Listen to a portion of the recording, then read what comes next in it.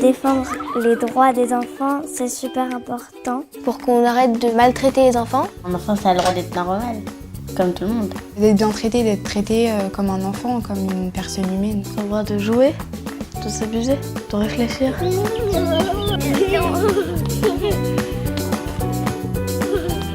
De protéger les droits des enfants. La liberté d'expression. Leur droit d'être protégé, d'apprendre. C'est pour pas qu'on leur fasse du mal, parce que sinon après la vie elle est pas marrante.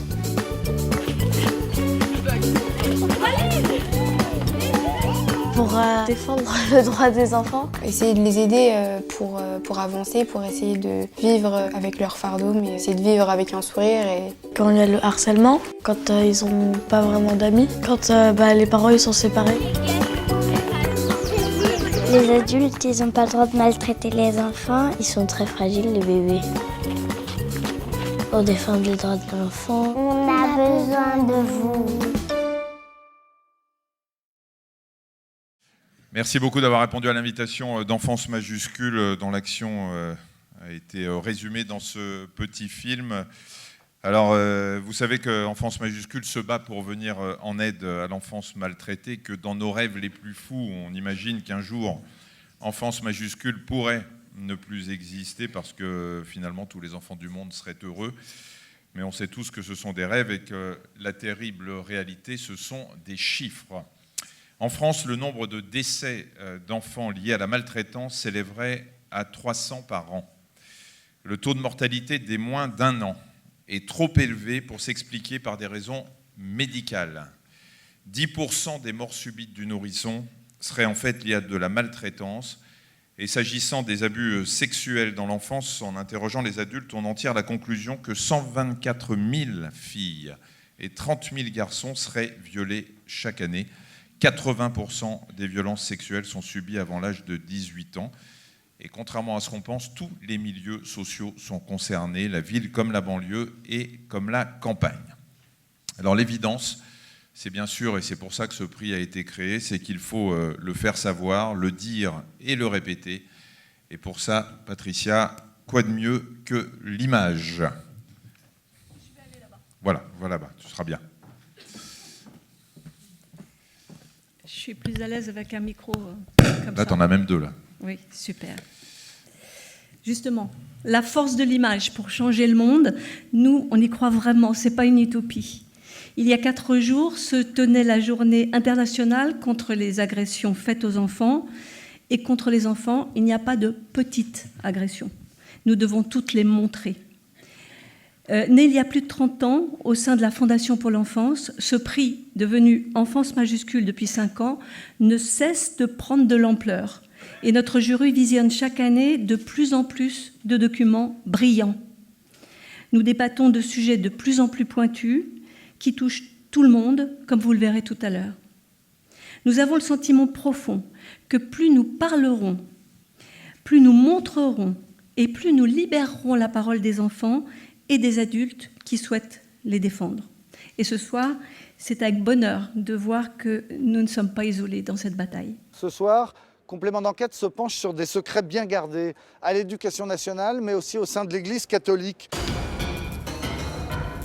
Romain Farina, 45 ans, aurait abusé d'enfants de 6 à 7 ans dans sa propre classe. Dans ces moments-là, caché derrière un paravent et une couverture, il prend même des photos de lui avec ses victimes. Pour les besoins de l'enquête, les parents ont dû voir certaines de ces images. J'ai vu les photos, c'est hallucinant.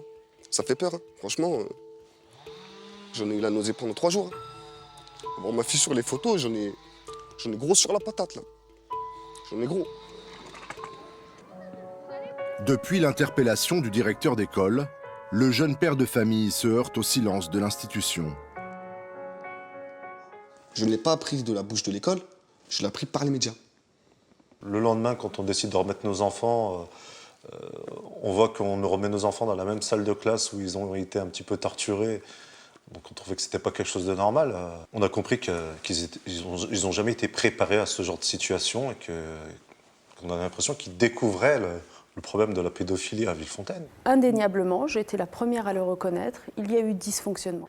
Et donc c'est la raison pour laquelle nous avons décidé de revoir de fond en comble toutes nos procédures. Surtout, ne jamais passer devant cette église en béton. Éviter son architecture qui l'oppresse. C'est la première fois qu'il revient ici depuis des années. Je me rappelle comme c'était hier, il y a un escalier qui monte derrière, qui donne dans d'autres pièces au-dessus de l'église. Et c'est là où il faisait tous ses abus. Il m'a embrassé, caressé, m'avoir obligé à le caresser aussi, oui. Une fois qu'il avait fait ce qu'il avait à faire, il redescendait, il ouvrait cette porte. Il donnait directement sur l'église pour aller dire sa messe à 18h. Je me demandais comment un prêtre pouvait dire sa messe après tout ce qu'il avait fait. 3 prélats se sont succédés jusqu'au cardinal Barbarin et tous ont suivi la même ligne de conduite. Ne pas saisir la justice et continuer à confier des paroisses au père Prénat. Monseigneur, est-ce que vous voulez pas qu'on organise une vraie interview digne? Alors, là, vous allez maintenant chez des avocats, donc c'est eux qui parlent, donc vous leur demandez. C'est à vous que je veux. Je les ai appelés, vos avocats. Car le cardinal est désormais épaulé par 2 avocats et une agence de communication parisienne. Signe de l'ampleur de la crise. Imaginez ce spot de pub, diffusé chez vous, juste avant le 20h.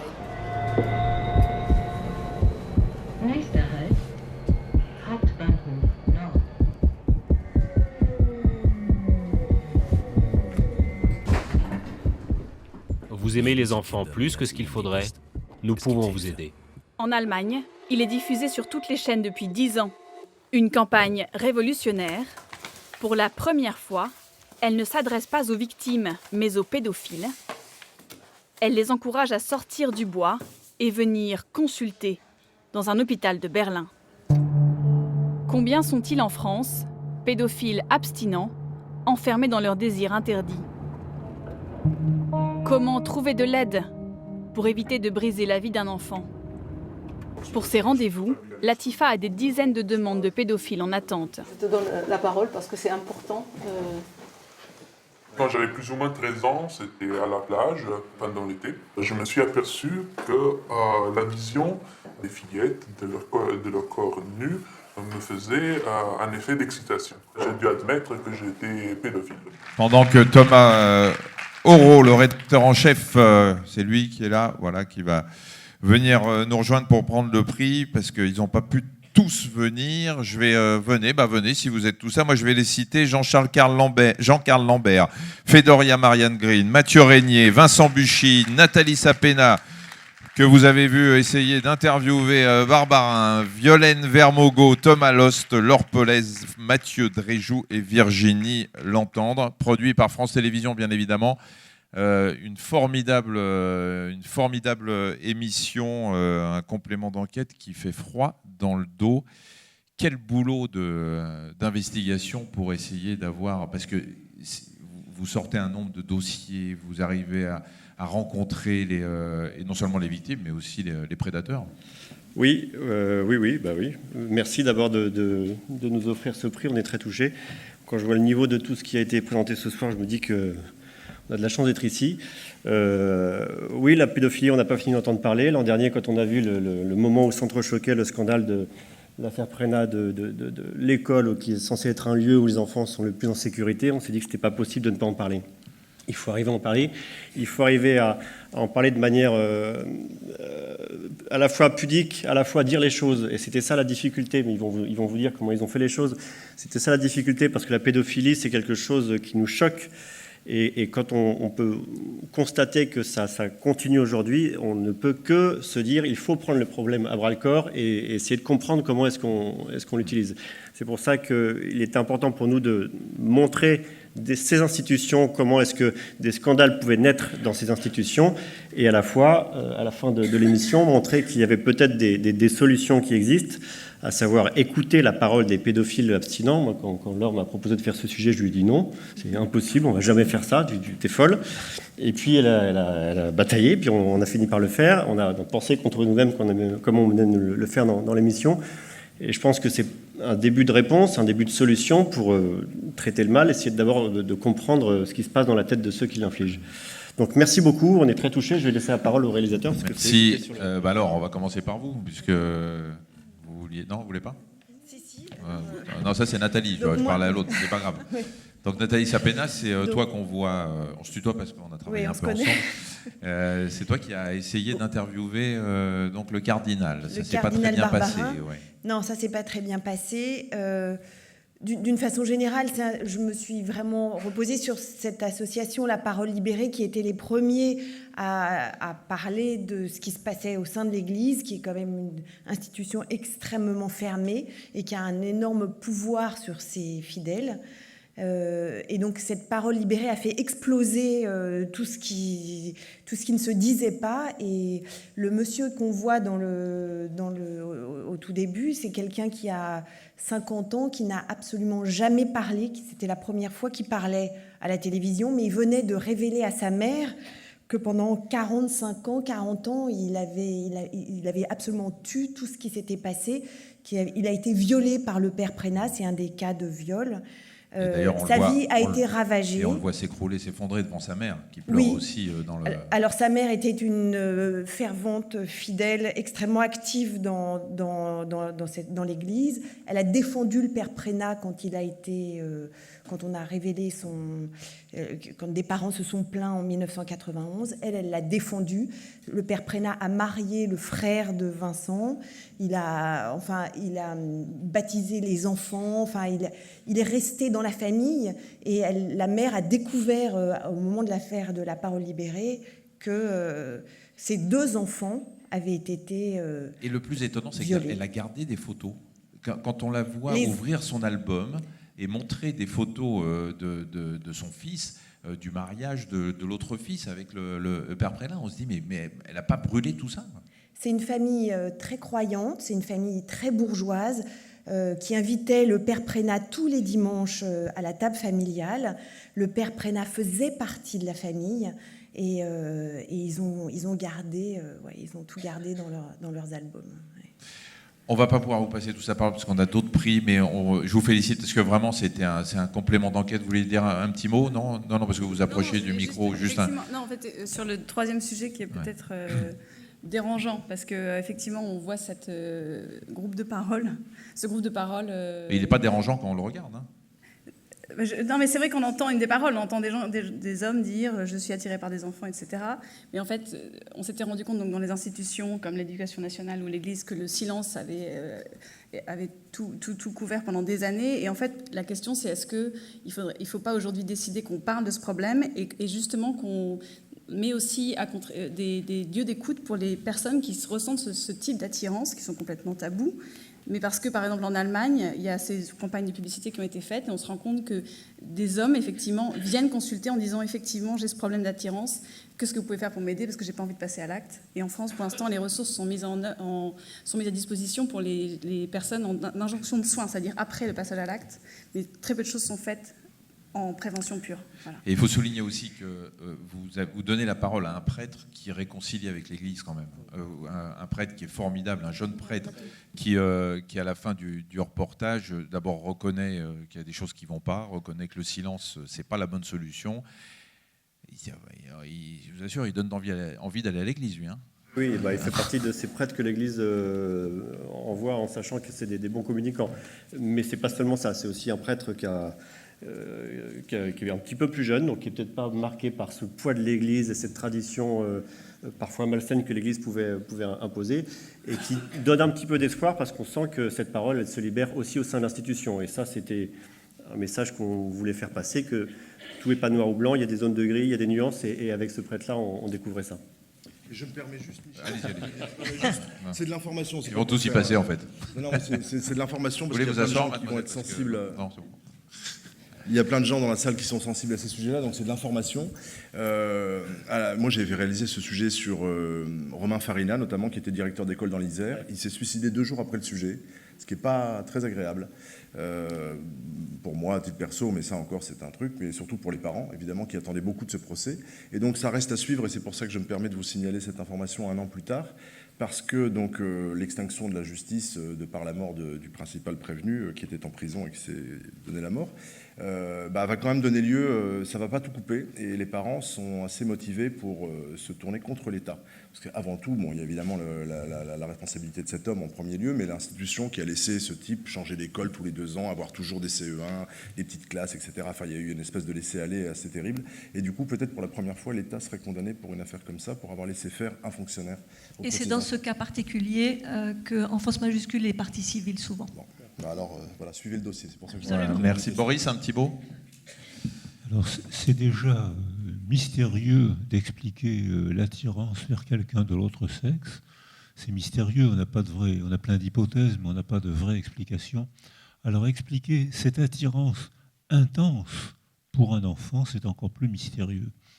Et en disant ça, je pense à l'inventeur de l'ordinateur, Tulving, qui était pédophile, qu'il a avoué, et qu'il l'a avoué en demandant qu'on lui fasse une lobotomie. Et c'est qui est interdit par la loi. Et il a dit, si vous ne me faites pas une lobotomie, je vais me suicider. Et ça a donné Apple avec la pomme croquée, la pomme empoisonnée. C'est pour ça, parce que la lobotomie, pour ceux qui ne savent pas, c'est détruit une petite partie du cerveau. C'est pour ça qu'il y a le petit trou sur la pomme ? Oui, c'est ça, oui, exactement. Donc il a demandé une lobotomie. Alors quand j'ai été praticien pendant 40 ans, il m'est arrivé d'accompagner des hommes pédophiles, la plupart parce qu'ils demandaient une psychothérapie, parfois parce qu'ils demandaient une psychothérapie pour atténuer la peine de prison, mais il m'est arrivé aussi d'accompagner des femmes pédophiles. Il y en a certainement beaucoup moins que d'hommes, mais là encore c'est un mystère. Qu'est-ce que c'est que ce mystère, cette pulsion intense, comme disait Tulving, comme disaient la plupart de mes patients, quand ça me prend, rien ne pourra m'arrêter. Alors l'énoncé de la loi, ils le connaissent, tant pis, je passe à l'acte, tant pis, c'est trop fort pour moi. Alors c'est un mystère, je pense que bien sûr il faut comprendre, il faut qu'il y ait des énoncés, il faut qu'il y ait de la loi, il faut qu'il y ait une punition, et il faut comprendre. Alors je pense à une de mes patientes femmes pédophiles, qui était indignée par les journalistes. Et elle me disait, mais vous vous rendez compte, on leur fait découvrir l'amour, et ils nous présentent ça comme un crime. C'est-à-dire que c'est mot à mot la même phrase que prononçaient les hommes pédophiles. Vous vous rendez compte, j'ai été condamné à la prison alors que je lui ai fait découvrir l'amour. Oui, mais enfin, elle avait 7 ans. Ah oui, mais... Donc, alors là, il y a un énorme mystère de la pulsion vers l'autre sexe, de la pulsion vers un enfant, et surtout parfois de cette pulsion non négociable qui n'est pas soumise au raisonnement.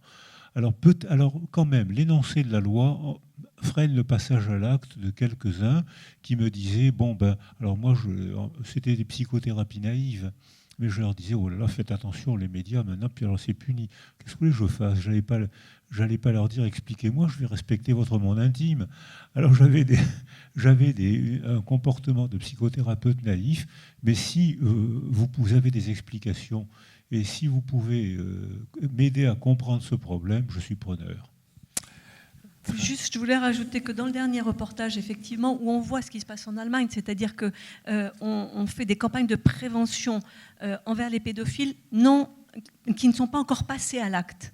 Et c'est très intéressant, parce qu'on peut peut-être imaginer, dans ceux dont vous parlez avec une pulsion et qui sont passés à l'acte, c'est très difficile. Mais quand on fait des groupes de parole pour des pédophiles pour lesquels la souffrance qu'ils voient dans le regard des témoins qui ont été victimes peut, et on voit les résultats, empêcher un passage à l'acte. Et c'est très important. Alors tout à fait. Et en Corse, maintenant, il y a un centre qui ne fait que des psychothérapies de groupe, parce que l'homme, et parfois la femme pédophile, n'a pas conscience du crime. Mais quand il voit les dégâts que l'autre a provoqués, alors là, ils prennent conscience et disent, est-ce que j'ai fait la même chose, moi ?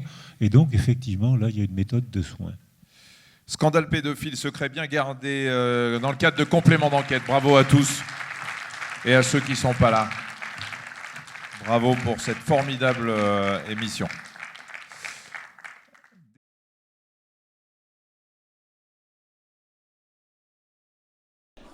est très touchés et très contents de recevoir ce prix. Et comme je le disais tout à l'heure, c'est surtout en voyant c'est déjà en recevant ce prix, en voyant la qualité de tous les extraits qui ont été diffusés, la qualité des interventions des personnes, ainsi que la qualité des interventions des animateurs. On est très honorés d'appartenir à cette soirée et à ce prix qui est remis ce soir. On parlait de pédophilie, on parlait d'agression d'enfants, d'agression sexuelle, et on essayait de le faire de manière neutre, c'est-à-dire de dire les choses, de ne pas être non plus dans ce que la télé peut faire parfois d'un peu trash, et en même temps de raconter les choses telles qu'elles se passent aujourd'hui au sein de l'Église, au sein de l'Éducation nationale, qui sont des institutions qui sont censées protéger des enfants. Il n'y a pas plus scandaleux que des scandales pédophiles surviennent dans ces institutions-là. Et en même temps, on essayait avec les interviews et avec un autre sujet sur la parole des pédophiles qu'on entend et qu'on écoute en Allemagne, on essayait de montrer qu'il y avait peut-être des leçons à tirer ou en tout cas des solutions à trouver pour éviter que ces scandales ne surviennent une nouvelle fois. C'est tout à fait un message de prévention en Allemagne parce que c'est une campagne de pub qui est diffusée sur les médias allemands et ça s'adresse aux pédophiles abstinents, c'est-à-dire ceux qui envisagent de passer à l'acte mais qui ne le font pas encore. Et on a découvert en faisant cette émission que cette catégorie existait, que ce sont des gens qui ont besoin d'être traités médicalement et qui ont surtout besoin d'être écoutés parce qu'ils ils n'ont pas d'oreilles pour les écouter, ils n'ont pas d'appui médical.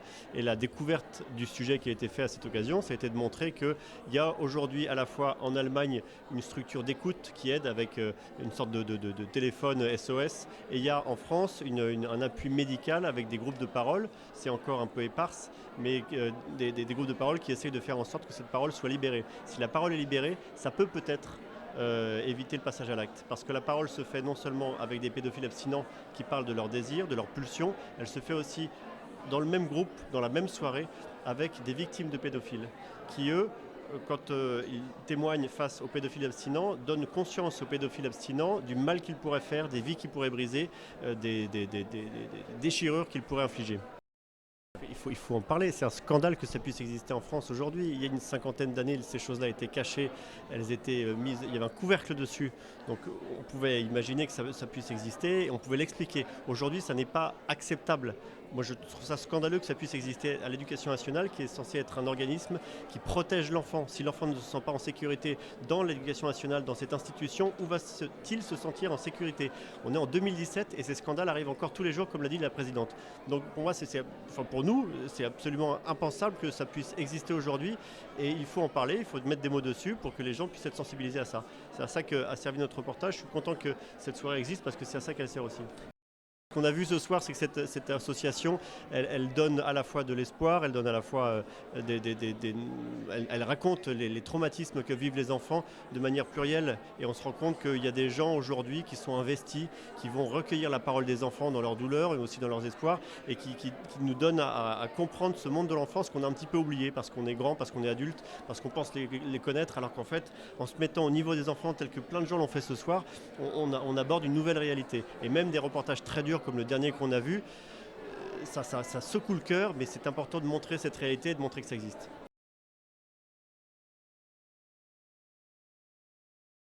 C'est un très très grand moment de télévision française, un très très grand moment de télévision française, parce que non seulement chacun des reportages est un temps très fort, dénoncer ce qui pendant des décennies s'est passé dans l'Éducation nationale, dénoncer ce qui pendant des décennies s'est passé dans l'Église de France, mais dans d'autres églises. Troisièmement, ce regard sur une alternative à la démarche qui consiste à dire prenons conscience que les pédophiles, pour être coupables et condamnables, sont aussi des personnes qui peuvent être malades et perturbées. Et effectivement, il y a une thérapie à mettre en place, mais il y a aussi une démarche de prévention à mettre en place. Et non seulement ce n'est pas d'utopie, mais c'est de la réalité dans des pays qui sont très proches des nôtres. Et voir les Allemands, faire de la prévention dans ce domaine-là, ça fait toujours rire pour qu'il y ait un peu le sens de l'histoire et voir ce que l'Allemagne a pu faire dans le passé. Voilà, donc tout ça pour dire que mener ces trois reportages, les réunir dans une seule et même émission et globalement poser le problème de la réalité de la pédophilie dans nos sociétés, de la réalité des responsabilités par-delà les hommes, la responsabilité des institutions en laissant faire, en ne sanctionnant pas, sinon en cautionnant, c'est de la très bonne, télévision politique au sens noble du terme, qui laisse à voir, qui laisse à réfléchir et qui doit amener à des prises de décision. Donc Si jamais ces reportages pouvaient influencer l'éducation nationale, l'Église de France et les responsables politiques à prendre les décisions qui s'imposent, elle aura contribué à son objet.